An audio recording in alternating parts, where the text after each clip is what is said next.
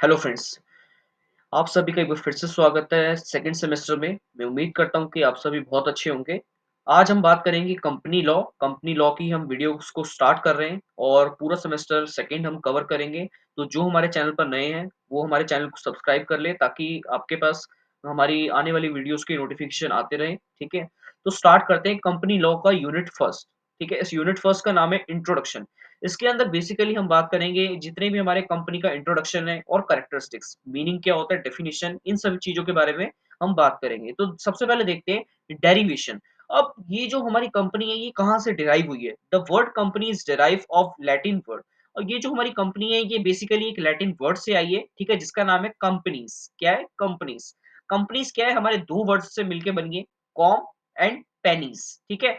Com का meaning क्या होता है? टुगेदर, ठीक है? सब साथ में रहना और पेनिस का मतलब क्या होता है? ब्रेड, ठीक है? साथ में ब्रेड का मतलब क्या होता है? खाना। तो साथ में मिलकर खाना अगर इसको सिंपल भाषा में अगर बोलें तो कंपनी का मीनिंग ये होता है कि ग्रुप ऑफ पर्सन जो कि साथ में बैठकर खा रहे हैं, ठीक है? इसी को बोलते हैं कंपनी। अगर इसकी मीनिंग की बात करें तो a company is a voluntary association of person. Voluntary association मतलब अपनी इच्छा से, ठीक है? वॉलंटरी मतलब अपनी इच्छा से, एसोसिएशन मतलब ग्रुप ऑफ पर्सन। तो अपनी इच्छा से ग्रुप ऑफ पर्सन्स क्या करते हैं, ये कंपनी को फॉर्म करते हैं। इनका बेसिक पर्पस क्या होता है? टू मैक्सिमाइज़ द प्रॉफिट, ठीक है? इनका मैक्सिमाइज़ प्रॉफिट मोटिव होता है कि अपने प्रॉफिट को ज़्यादा से ज़्यादा अर्न करना with the investment of capital. ये क्या करते हैं? कुछ इन्वेस्टमेंट करते हैं, ठीक है? जिसको हम बोलते हैं कैपिटल।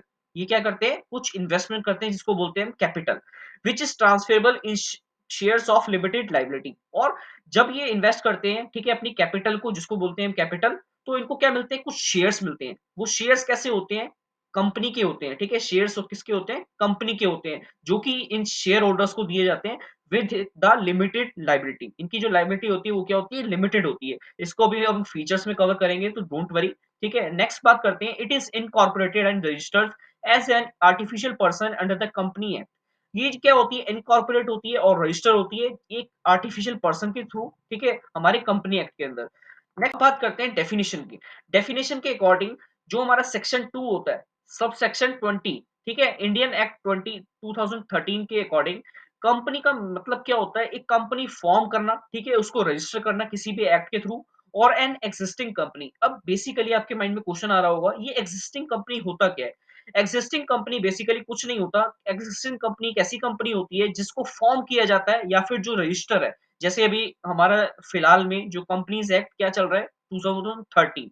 क्या चल रहा है? 2013। और जो पहले था, पहले क्या था? Companies act 1956।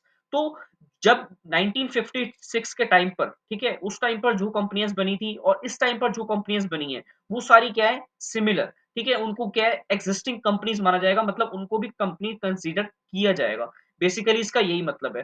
अब बात करते हैं characteristics and features of a company. तो ये सारे कैरेक्टरिस्टिक्स आप देख रहे हैं स्क्रीन पर। Incorporated association of person, artificial person by law. तो ये जितने भी सारे कैरेक्टरिस्टिक्स हैं, इन सब के बारे में इस वीडियो में हम बात करेंगे। तो फर्स्ट बात करते हैं इनकॉर्पोरेटेड एसोसिएशंस ऑफ पर्सन। अब जो एक कंपनी होती है, वो क्या है? इनकॉर्पोरेट होती है या फिर रजिस्टर्ड होती है। एसोसिएशन ऑफ पर्सन, जो एक कंपनी है, उसके अंदर क्या है? अकेला कोई भी पर्सन कंपनी को नहीं चला सकता, तो इसलिए क्या होते हैं? Group of associations of person, ठीक है? बहुत सारे पर्सन्स होते हैं जो मिलकर इस कंपनी को इनकॉर्पोरेट करते हैं। इस कंपनी के एक्ट के थ्रू एक इंडिविजुअल कंपनी को नहीं बना सकता, ठीक है? सेकंड पॉइंट की बात करते हैं, minimum number of 7 person. Public company बनाने के लिए मिनिमम 7 पर्सन की रिक्वायरमेंट होती है, जबकि 2 पर्सन की रिक्वायरमेंट होती है अगर वो प्राइवेट कंपनी बनानी, ठीक है? ये हमारा रजिस्ट्रेशन करवाना भी इसका बहुत ज़्यादा ज़रूरी होता है। ये हमारे क्लियर हो गया हमारा इनकॉर्पोरेटेड एसोसिएशन ऑफ पर्सन। एक सिंगल पर्सन एक कंपनी को फॉर्म नहीं कर सकता। सेकंड पॉइंट की बात करते हैं आर्टिफिशियल पर्सन बाय लॉ। अब जो एक कंपनी है, वो क्या है? उसकी सबसे इंपॉर्टेंट कैरेक्टरिस्टिक्स आती है कि जो हमारी कंपनी है वो क्या है? आर्टिफिशियल पर्सन, ठीक है? जिसको किसने बनाया है? लॉ ने, हमारे कानून ने बनाया है। इसको आर्टिफिशियल पर्सन इसलिए बोला जाता है क्योंकि इसका जो बर्थ होता है, वो नेचुरल बर्थ नहीं होता। जैसे हम सभी ह्यूमन का बर्थ नेचुरल बर्थ होता है, तो इसी तरीके से यहाँ पर जो कंपनी होता है, उसका जो बर्थ होता है वो नेचुरल बर्थ नहीं होता। इसको एक लीगल पर्सन क्रिएट किया जाता है, ठीक है? एक लीगल पर्सन माना जाता है, जिसके अंदर ये क्या किसी भी कॉन्ट्रैक्ट के अंदर एंटर कर सकती है, ठीक है? कोई भी प्रॉपर्टी खरीद सकती है, बेच सकती है अपने नाम पर। स्यू स्यू का मतलब क्या है कि कोई सामने वाला पर्सन इस पे केस कर सकता है, ठीक है? ये कंपनी किसी दूसरे पर्सन पर केस कर सकती है, तो इसी को बोलते हैं artificial person by law. I hope कि ये पॉइंट भी आपको क्लियर हो गया होगा। नेक्स्ट पॉइंट की बात करते हैं, सेपरेट लीगल एंटिटी। ठीक है, ये जो हमारा सबसे मेन पॉइंट आता है, the company acquires a separate legal entity after it is incorporated which is distinct from its members. Separate legal entity का बेसिकली मतलब हमारा यही रहता है कि जो हमारी कंपनी है, उसके जितने भी मेंबर्स हैं और जो हमारी कंपनी है, वो क्या है, सेपरेट, ठीक है? वो क्या है, अलग आपस में। As a result company can enter, जो इसी तरीके से जैसे मैंने आपको भी बताया कि जो कंपनी है और उसके मेंबर वो अलग-अलग है, तो ये क्या कर सकते हैं, एक जो कंपनी है, वो किसी कॉन्ट्रैक्ट में भी आ सकती है, वो प्रॉपर्टी भी खरीद सकती है अपने नाम पर, ठीक है? वो किसी पे केस भी कर सकती है, कोई और दूसरा पर्सन उस पे केस भी कर सकता है। तो इसी तरीके से कंपनी है, वो क्या है, अपने हिसाब से काम कर सकती है, क्योंकि वो क्या है, एक सेपरेट एंटिटी। इसका एक केस आता है, ठीक है? उससे आप ज़्यादा अच्छे से क्लियर हो पाएगा। ये केस वेरी, वेरी इंपॉर्टेंट है, ठीक है? इसको मार्क कर लेना। इसका आता है Solomon versus Solomon and company limited, ठीक है? ये जो केस है सबसे इंपॉर्टेंट है, ये हर एग्जामिनेशन में पूछा जाता है, तो इसमें देखते हैं कि इसमें क्या था। अब इसमें क्या था, बेसिकली मैं आपको इसका कंक्लूजन बताऊंगा, मैं इसको पढ़ के नहीं बताऊंगा, इसको आप अपने आप पढ़ लीजिएगा, ठीक है? इजी है। सॉलमन होता है, ठीक है? एक पर्सन होता है सॉलमन, जिसका नाम होता है, वो क्या है, एक कंपनी, वो क्या करता है, उसका जो बेसिकली काम होता है, वो क्या होता है, शूज का काम होता है।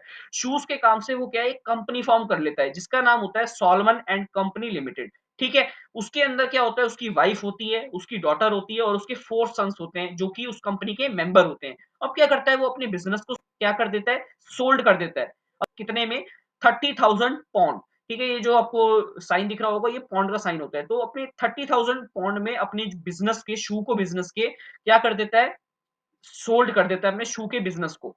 अब उसके बदले क्या करता है, जो उस कंपनी होती है, जिस पर्सन ने उसको खरीदी है, ठीक है? कंपनी को ही उसने अपने बिज़नेस को सेल करा है, तो कंपनी क्या करती है, उसको पेम कैश पेमेंट ना कर उसको क्या करती है, 20,000 की वर्थ के शेयर्स अलॉट कर देती है और 10,000 वर्थ के क्या कर देती है, डिबेंचर्स अलॉट कर देती है। अब जो कंपनी बाद में क्या होती है, वाउंड अप होती है, तो उसको क्या हो जाता है, बहुत सारा लॉस हो जाता है, ठीक है? जब वो कंपनी वाइंड हो रखी होती है, तो कंपनी के जो एसेट्स होते हैं वो कितने होते हैं, 6,000 पाउंड, ठीक है? और उसकी लायबिलिटी कितनी होती है, 10,000, ठीक है? और जो उसके अनसिक्योर्ड क्रेडिटर होते हैं वो कितने होते हैं, 7,000। अब क्या होता है कि जब हमारी कंपनी वाइंड अप होती है, तो सबसे पहले किसकी पेमेंट की जाती है, डिबेंचर होल्डर्स की। उसके बाद पेमेंट की जाती है अनसिक्योर्ड क्रेडिटर्स की, ठीक है? अगर हमारे पास पेमेंट बची, तो ही हम अनसिक्योर्ड क्रेडिटर्स को पेमेंट कर सकते हैं, अदरवाइज डिबेंचर होल्डर को पेमेंट करनी सबसे मस्ट होती है। तो इसी तरीके से यहाँ पर क्या हुआ, जितने भी अनसिक्योर्ड क्रेडिटर्स थे, उन्होंने ये कहा कि ये कंपनी है और सॉलमन ही डिबेंचर होल्डर है, तो यहाँ पर क्या है कि हमारी पेमेंट पहले की जाए, ना कि डिबेंचर होल्डर की। लेकिन यहाँ पर जो कंपनी थी, उसने क्या किया, सबसे पहले उसको क्या करना था, रूल के अकॉर्डिंग डिबेंचर होल्डर की पेमेंट करनी पड़ेगी, ठीक है? किसकी पेमेंट करनी पड़ेगी, डिबेंचर होल्डर की। तभी वो जाकर, अगर उसके पास पेमेंट लेफ्ट रहती है, तब वो जाकर अनसिक्योर्ड क्रेडिटर की पेमेंट कर सकते हैं। तो यहाँ से इस पूरे केस को पढ़कर कंक्लूजन क्या निकला, कि जो कंपनी है, वो क्या है, सेपरेट लीगल एंटिटी, ठीक है? यहाँ पर जो सॉलमन है और सॉलमन की जो कंपनी है, वो आपस में क्या है, अलग है। तो इसीलिए यहाँ पर डिबेंचर होल्डर की सबसे पहले पेमेंट की जाएगी, उसके बाद अनसिक्योर्ड क्रेडिटर की पेमेंट की जाएगी। समझ आ रहा होगा, मैं उम्मीद करता हूँ। यहाँ पर मैंने आपको बेसिकली यही समझाने की कोशिश करी है कि जो हमारी कंपनी है, वो क्या है, सेपरेट लीगल एंटिटी, ठीक है? सॉलमन के पास सारे शेयर थे, उसकी फैमिली मेंबर के पास सारे शेयर थे, लेकिन तब भी वो क्या है, उसकी कंपनी और वो एक सेपरेट लीगल एंटिटी है, ठीक है? जैसे रूल्स होते हैं वैसे ही उसके अकॉर्डिंग उसको माना जाएगा। तो सबसे पहले पेमेंट किसकी की जाएगी, सॉलमन की, जो कि एक डिबेंचर होल्डर है। उसके बाद अनसिक्योर्ड क्रेडिटर की पेमेंट की जाएगी, ठीक है? इसमें नेक्स्ट पॉइंट की तरफ मूव ऑन करते हैं, परपेचुअल सक्सेशन। परपेचुअल सक्सेशन एक इंपॉर्टेंट कैरेक्टरिस्टिक्स है कंपनी का, ठीक है? इसके अंदर क्या होता है कि जितने भी कंपनी के मेंबर्स हैं, उनकी एक्जिस्टेंस ना होने पर भी जो हमारी कंपनी है, वो हमेशा चलती रहती है, ठीक है?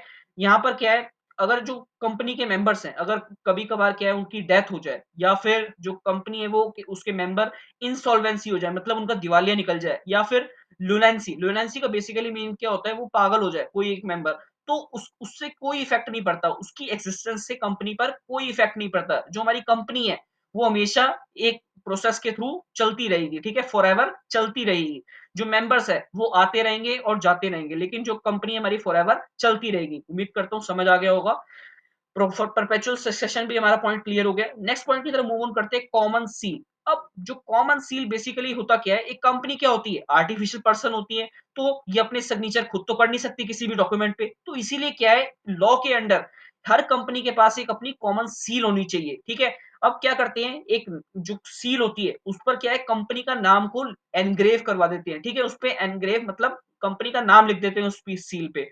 वो सील क्या करती है, कंपनी के सिंबल को शो करती है, अगर जहां पर भी वो सील लगी हुई है वहां पर कंपनी बाउंड है उस वर्क को करने के लिए, ठीक है। वहां पर जो कंपनी है वो लीगली बाउंड हो जाती है उस वर्क को करने के लिए। तो जो कॉमन सील है अगर वो लगी हुई है तो मतलब कंपनी ने अपने साइन कर दिए हैं, ठीक है, इस तरीके से माना जाता है। नेक्स्ट पॉइंट की बात करते हैं। अब जो हमारा कंपनीज एक्ट आया है, अमेंडमेंट एक्ट, ठीक है, 2015 में, उसके अकॉर्डिंग अब जो कंपनी की जो कॉमन सील है वो मैंडेटरी नहीं है। अगर हमारे पास कंपनी की कॉमन सील नहीं है तो बेसिकली हम क्या कर सकते हैं, कोई भी जो हमारे 2 डायरेक्टर है वो उस पर साइन कर सकते हैं, वो भी एक कॉमन सील की तरह उसको एक्सेप्ट किया जाएगा। आई होप क्लियर हो गया होगा। Next point, limited liability. Limited liability क्या होता है, जितने भी हमारे शेयर होल्डर्स होते हैं उनकी जो लायबिलिटी होती है कंपनी में वो लिमिटेड होती है। अगर कोई फाइनेंशियल लॉस हो जाता है तो शेयर होल्डर्स की लायबिलिटी उनके शेयर्स तक ही लिमिटेड रहती है, ठीक है। उनकी फाइनेंशियल प्रॉपर्टी होती है उसको लॉस को पे ऑफ करने के लिए उनके एसेट्स पर कोई भी रिस्क नहीं होता। एग्जांपल ले लेते हैं, अगर ए है, ए ने सपोज 100 शेयर्स खरीदे किसी भी कंपनी के और एक शेयर का जो प्राइस था वो क्या था, 10 रुपीज ईच, तो उसकी लाइबिलिटी क्या है, लिमिटेड है, ठीक है। जो 100 शेयर्स थे कितने के, 10 रुपीज का ईच, तो मल्टीप्लाई करें तो क्या हुआ, 1000। तो अगर कंपनी 1000 से ज्यादा पैसे उसके मांग रही है तो ऐसा नहीं हो सकता, ठीक है। जो उसकी लाइबिलिटी है वो 1000 रुपीज तक ही लिमिटेड है, उससे ज्यादा उसके जो पर्सनल एसेट है वहां तक बात नहीं आएगी। इसी को बोलते हैं लिमिटेड लाइबिलिटी। नेक्स्ट आता है नंबर ऑफ मेंबर्स। अभी मैंने आपको पहले बताया जो मिनिमम नंबर्स होते हैं पब्लिक कंपनी के अंदर वो हमारे को 7 चाहिए होते हैं, और जो मैक्सिमम नंबर पब्लिक कंपनी के अंदर हो सकते हैं वो इनडेफिनिट, ठीक है। हम उसके बारे में कुछ नहीं कह सकते, कोई स्पेसिफाई नहीं किया गया है। प्राइवेट कंपनी के अंदर जो मिनिमम मेंबर्स होते हैं वो हमारे 2 होते हैं, मैक्सिमम मेंबर्स की बात करें तो 200 होते हैं, जो कि हमारे अभी अभी कंपनीज एक्ट में दोबारा कहा गया है। नेक्स्ट बात करते हैं separation of ownership and management. अब जो हमारी कंपनी है उसकी जो ओनरशिप है और उसकी जो मैनेजमेंट है वो बिल्कुल ही सेपरेट है। एक जो कंपनी है वो आर्टिफिशियल पर्सन माना जाता है, ठीक है, इमेजिनरी पर्सन माना जाता है, तो उसके अंदर वो अपने आप जो जितने भी सारे अफेयर्स होते हैं वो उसको खुद मैनेज नहीं कर सकती। जो शेयर होल्डर्स होते हैं वो बहुत ज्यादा होते हैं नंबर में, ठीक है, और अलग अलग जगह से वो शेयर होल्डर्स बने हुए होते हैं, ठीक है। कोई एक कंट्री से नहीं होता, अलग-अलग कंट्री से भी शेयर होल्डर्स होते हैं। तो उनके लिए एक कंपनी को मैनेज करना, ठीक है, उनके सारे अफेयर्स को देखना पॉसिबल नहीं होता। तो इसलिए जो शेयर होल्डर्स होते हैं वो क्या करते हैं, अपने बिहाफ पे एक रिप्रेजेंटेटिव को चूज़ करते हैं, ठीक है, जिसे बोलते हैं बोर्ड ऑफ डायरेक्टर्स। इस बात को ध्यान रखिएगा, बोर्ड ऑफ डायरेक्टर्स को चूज़ किया जाता है किसके द्वारा, हमारे शेयर होल्डर्स के द्वारा। वही क्या करते हैं, हमारी जो कंपनी है उसको मैनेज करते हैं। जितने भी बोर्ड ऑफ डायरेक्टर्स होते हैं उनका बेसिकली यही काम होता है कि हमारी कंपनी को मैनेज करना, और अभी मैंने आपको बताया जितने भी शेयर होल्डर्स होते हैं उनका बेसिक मोटिव होता है प्रॉफिट को अर्न करना, ना कि किसी कंपनी को रन करना। तो कंपनी के रन करने का काम किसका होता है, हमारे बोर्ड ऑफ डायरेक्टर्स का। आई होप क्लियर हो गया होगा। Next, limitation of action. अब एक जो कंपनी है वो अपनी पावर और ऑब्जेक्टिव के बियॉन्ड नहीं जा सकती, ठीक है। एक हमारा होता है सबसे इंपॉर्टेंट डॉक्यूमेंट जिसका नाम होता है एमओए, मेमोरेंडम ऑफ एसोसिएशन। इसके अंदर क्या होता है, जो कंपनी होती है जो उसके सारे पावर्स एंड ऑब्जेक्टिव्स लिखे होते हैं कि क्या क्या वो कर सकती है क्या नहीं कर सकती, सारे रूल्स एंड रेगुलेशंस लिखे होते हैं किसके अंदर, हमारे मेमोरेंडम ऑफ एसोसिएशन के अंदर। तो इसी के थ्रू पता लगता है कि कंपनी के पास क्या क्या पावर्स हैं। कोई भी कंपनी जितनी भी लिमिटेशन दे रखी है उसको क्रॉस नहीं कर सकती, ठीक है। कोई भी ऐसा काम नहीं कर सकती जो कि मेमोरेंडम ऑफ एसोसिएशन के अंदर करना मना है।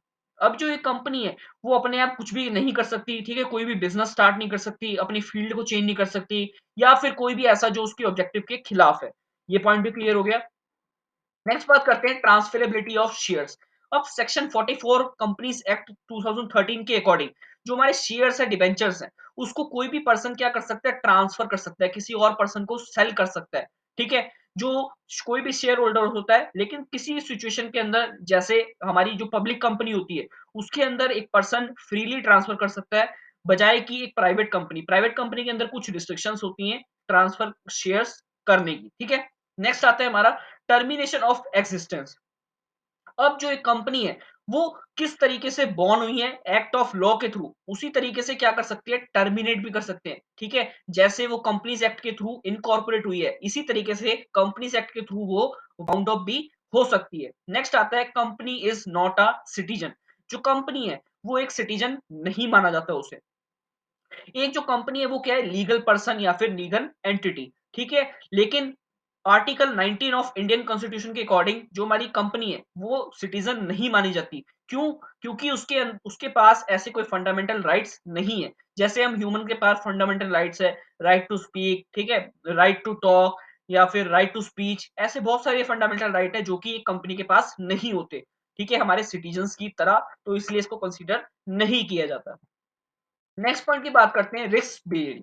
ये हमारा लास्ट पॉइंट है। अब एक सोल ट्रेड के अंदर जितना भी रिस्क होता है वो कौन बोन करता है, एक सिंगल इंडिविजुअली होता है, ठीक है, उसको बॉन्ड करने के लिए। तो इन केस ऑफ कंपनी जो रिस्क होता है वो क्या है, अलग अलग शेयर होल्डर्स, अलग अलग मेंबर्स के बीच में क्या है, डिवाइड हो जाता है, जिससे कि कोई किसी को भी बर्डन नहीं लगता, ठीक है, किसी को भी बर्डन फील नहीं होता। इसीलिए एक कंपनी हेजिटेट नहीं होती, ठीक है, रिस्की वेंचर मतलब ज्यादा अपनी कैपिटल को इन्वेस्ट करने के लिए। कभी कभार वो क्या है, किसी रिस्की वेंचर में भी अपना कैपिटल को इन्वेस्ट कर देती है, क्योंकि जो उसका रिस्क होता है वो क्या है, एक जगह नहीं होता, वो क्या होता है, स्प्रेड होता है between different share holders. So I hope, मैं उम्मीद करता हूं कि आप सभी को मेरी वीडियो अच्छी लगी होगी। आज हमने एक कंपनी की बात करी, क्या उसकी डेफिनेशन होती है, क्या उसका मीनिंग होता है, क्या उसके करेक्टरिस्टिक्स होते हैं। सो आज इतना ही। मैं उम्मीद करता हूँ कि आप सभी को अच्छा लगा होगा। Thanks for watching.